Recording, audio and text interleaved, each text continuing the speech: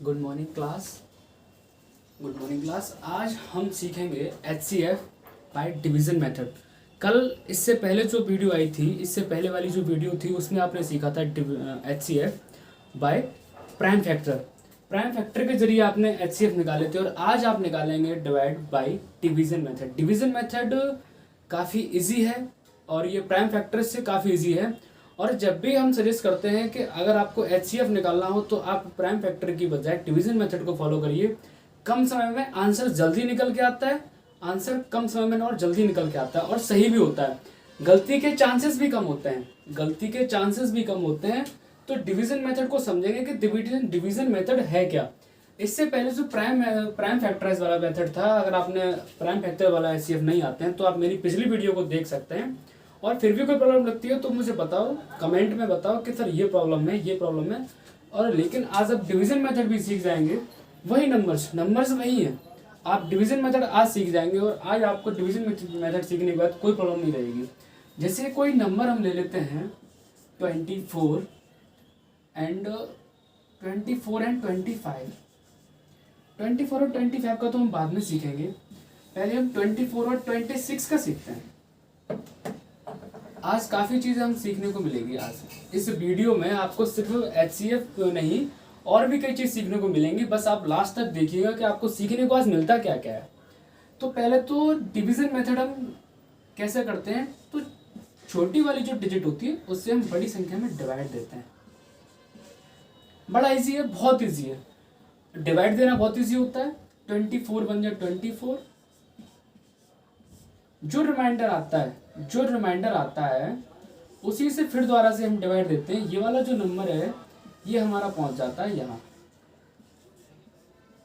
2 1 जा 2 एंड 2 2 जा 4 और ये आ गया हमारा आंसर जिससे हमने डिवाइड दिया था वही होगा हमारा आंसर। Any problem? अब ये जो तरीका है, आपको इसमें कोई प्रॉब्लम है तो बताओ। तो आंसर क्या है, ये लास्ट डिवीजर, मतलब जिससे हमने डिवाइड दिया है ना वही आंसर होता है। Last divisor is the answer. अब ये तो होता है बड़ा छोटा सा नंबर, सर ये तो बहुत छोटा है, इस दो से तो हम वैसे भी निकाल सकते थे। कोई एक बड़ा नंबर करके बताओ जिससे हमारा डर खत्म हो जाए। तो आपको ना पहले तो मन में से डर खत्म कर लेना है कि HCF नाम का कोई डर भी होता है। आपको ना डर खत्म कर लेना है कि सर HCF नाम का कोई डर भी होता है ना, तो वो दिमाग से बाहर निकाल देना आज के बाद। बोले सर ने सिखाया है, आप कोई प्रॉब्लम नहीं आएगी HCF को लेकर। 10th क्लास की NCERT में सबसे पहले 10th क्लास की NCERT में सबसे पहली एक्सरसाइज HCF का दिया हुआ है और वहाँ भी यही फॉलो करना है। लेकिन वहाँ थोड़ा सा चेंज है, लेकिन आंसर कुछ ऐसे ही लाने होते हैं। तो हम एक डिवाइड करके देखते हैं। जैसे एक हम HCF निकालते हैं डिवीजन मेथड से 45 एंड 171 कि इनका HCF क्या आएगा। HCF क्या होता है, तो HCF होता है हाईएस्ट कॉमन फैक्टर।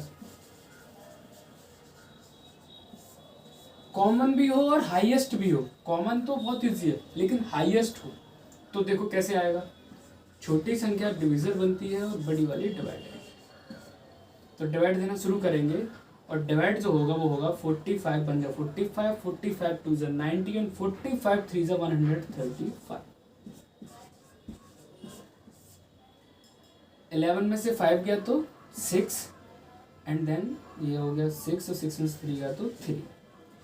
अब बस ये वाला जो नंबर है वही बनता है हमारा डिवाइडेड 45। 45 में डिवाइड दिया 36 बन गया 36। ये आ गया हमारे पास 9 और ये वाला नंबर हम जब तक डिवाइड करेंगे जब तक कि हमारे पास प्रॉपर डिवाइड ना हो जाए। 9 4 जा 36 और जो हमारा लास्ट डिवीज़र है वही होता है हमारा आंसर। जो हमारा लास्ट डिवीज़र होता है वही होता है हमारा। अब आप देखिए, आपने HCF निकाला है बाय डिवीज़न मेथड। तो डिवीज़न मेथड से तो आ गया बड़ी इजी से। हमारे पास एक था प्राइम फैक्टर से करते तो आप करते ही रह जाते। देखो कितना टाइम लगने वाला है। पहले आप ये देखोगे डिवीज़न कौन सी संख्या से डिवाइड हो रहा है, तो इसके लिए डिविजिबिलिटी पता होनी चाहिए कि 3 से डिवाइड हो रहा है कि नहीं हो रहा, 4 से डिवाइड हो रहा है कि नहीं हो रहा, 5 से डिवाइड हो रहा है कि नहीं हो रहा। यहाँ इस चक्कर में पढ़ना ही नहीं है, सीधा सीधा बस छोटी संख्या से बड़ी संख्या में डिवाइड दे देना है, छोटी नंबर से बड़े नंबर में आपको डिवाइड दे देना है और आपके सामने आंसर आ जाएगा। डिवीजन मेथड बहुत सरल है। अच्छा, जब भी आपसे HCF पूछा जाए, कंटिन्यू नंबर का आपसे जब भी HCF पूछा जाए, जैसे अब बहुत अच्छी बात हम बताएंगे आपको एक बार में आंसर निकालने के तरीके। एक बार में आंसर कैसे आएगा, देखो जब भी आपसे कहा जाए कि 45 और 46 का HCF क्या होगा, सोचना ही नहीं है, सीधे आंसर होगा 1। 1 and 2 का HCF क्या होगा, तो आंसर होगा 1। 100 and 101 का आंसर क्या होगा, तो 1। जब भी कोई कंटिन्यू नंबर हमें दिखाई दे 2, 100 and then 101, आंसर आएगा 1। हमसे पूछा 99 और 100 का HCF कितना होगा, आंसर आएगा 1। समझ में आ गया, बहुत इजी है। हमसे पूछा 50 और 51 का आंसर कितना आएगा, आंसर आएगा 1। 54 और 55 का आंसर कितना आएगा, आंसर आएगा 1। तो जहां भी कहीं आपको दो क्रमांक संख्या एक साथ दिखाई दे रही हो, मतलब कंटिन्यू वाली, उनका HCF हमेशा 1 होता है, उनका HCF हमेशा 1 होता है। HCF था by division method. Division method बहुत ईजी होता है।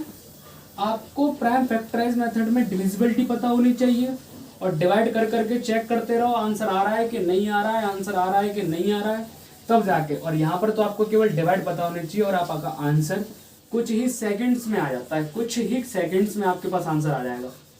समझ में आ रहा है बेटा? एक्सरसाइज करके देखेंगे डिवीजन मेथड की।